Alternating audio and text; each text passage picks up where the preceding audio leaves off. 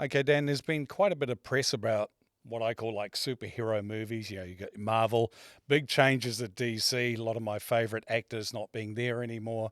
And so, yeah, lots of talk around superhero movies and how they're doing. And is there a little bit of fatigue from people seeing them at the movies? Hmm. Um, as usual, something I think about a lot. Yeah, There's been a long period of time since 2008, I think it was, when the first Iron Man came out. right. It's just a wild stab in the dark there. That for a long time, it's a way for studios to put out a big blockbuster film, and it sort of reached its peak with the Avengers film, the last one that came, out. And then since then, it feels like both DC and Marvel have been trying to find their way again. And either subconsciously audiences have sort of felt that, or, as you say, audiences have kind of fallen off because they've had enough, Yeah. or they're looking for more and they feel like they may be seeing the same thing. And as you say, there's been a lot of talk about it. I do feel like the new Guardians of the Galaxy film is a big test case. It's Right. releasing outside of school holidays, so there's not that guaranteed lock in with school holiday audiences. How's that film going to perform? I think it's a really important film in the landscape of the superhero film. And then there's, of course, a lot of buzz, a huge amount of buzz coming out of CinemaCon about The Flash. Oh, The Flash.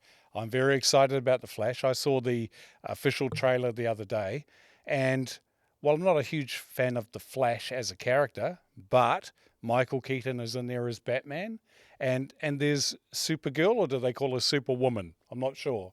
Supergirl, I think, in this Supergirl is the film. official Yeah, character, so yeah. yeah. Look, it looks like DC is trying to play a little bit on the nostalgia thing, and that is not a bad thing. It's Mm, quite sort of zeitgeist at the moment, is really playing on nostalgia. The 90s are big in yeah. terms of popular culture. Bringing back Michael Keaton, I think, is a smart move. The buzz out of CinemaCon was that this film is, some people are saying, one of the best superhero films ever.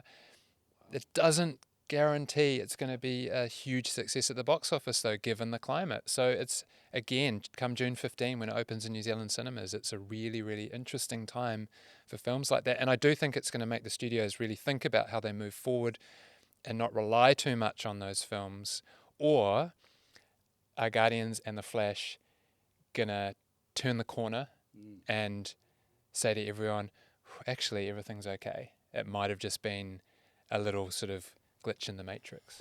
I think when I watched the trailer and I showed it to my daughter Aiden, and I said, if they pull this off, this is going to be amazing. Because I just go, I need to see that just for the Michael Keaton bits. Yeah, absolutely. And look, we're not far away from seeing it on big screens, and the tension is there. On the superhero note, and this says more about me again, too, I love animation. I wanted to be an animator, but I never actually went and saw Spider Man into the Spider-Verse. And now we've got Spider Man across the Spider-Verse coming out. It releases on June the 1st, which is again outside of a holiday period. But what we need to remember is we're starting to move into that mid-year stage when it's the American summer, and Mm, here come the blockbusters. yeah. There is an insane lineup of films coming up.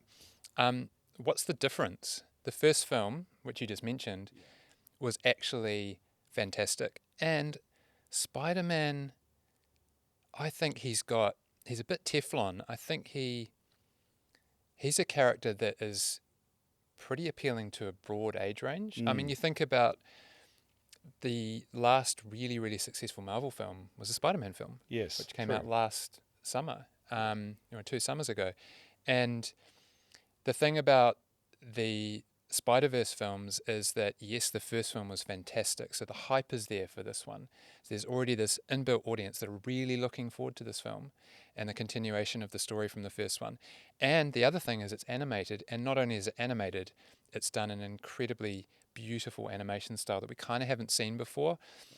Puss in Boots: The Last Wish, which came out over our most recent summer, actually took a little bit of a nod from that Yeah, I film, saw in and some of and the scenes, yeah. yeah, and it sort of took on a little bit of that style, and so you can see that that Spider-Man film did influence the way that people are animating their films now, and that says a lot about that film, Mm. and I just think that People love Spider-Man. People are looking forward to this film. It's different. You go to any kid's birthday party, someone's dressed as Spider-Man. Totally. Someone's wanting to shoot out invisible webs. That's right. And I was dressed in my Spider-Man costume even before we came into this. I had to get changed. So there you go. Spider-Man cross Spider-Verse.